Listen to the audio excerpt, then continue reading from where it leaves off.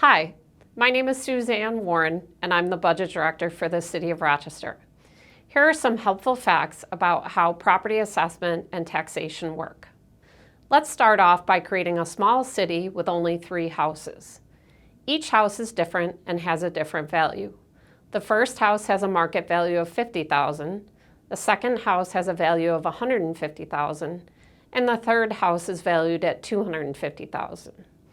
The city supplies services, and the money to pay for these services is recovered through property taxation, or what we refer to as the tax levy. Let's imagine that the city needs to collect $1,000 to pay for these services. To calculate the tax rate, you divide the tax levy by the total assessed value of all the properties in the city. This establishes a tax rate.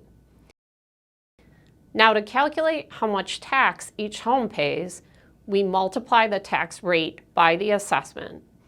As you can see, the first house would pay $111, the second home would pay $333, and the highest valued home would pay $555. Let's summarize what we've covered so far. 1. Assessment places a market value on each property.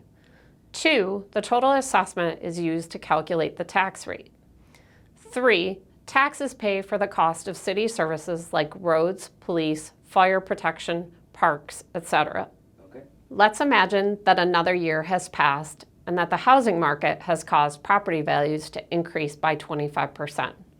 The cost of services or tax levy stayed the same at $1,000. The tax rate is the tax levy divided by the total assessment. The result is that all owners still pay the same proportion of taxes as before because the cost of services has not changed.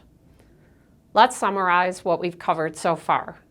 1. Assessment increases do not necessarily mean more taxes are collected.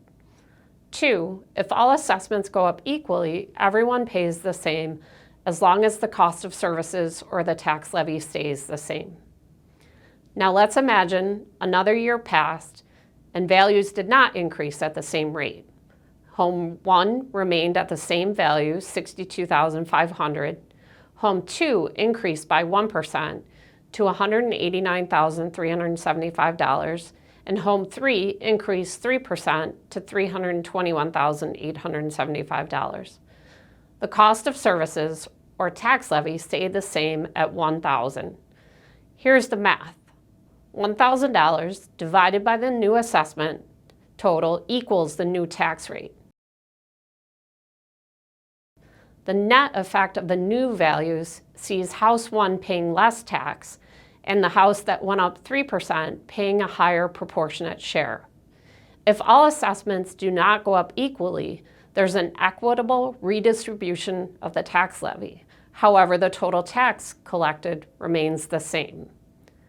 What happens if the tax levy goes up? Let's do the math.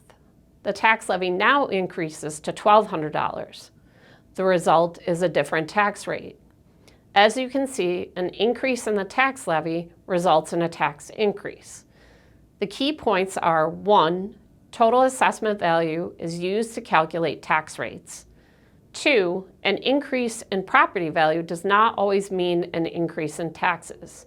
And 3, taxes are based on the cost of providing services that citizens want and need. And that explains how assessment and taxation work. Thank you.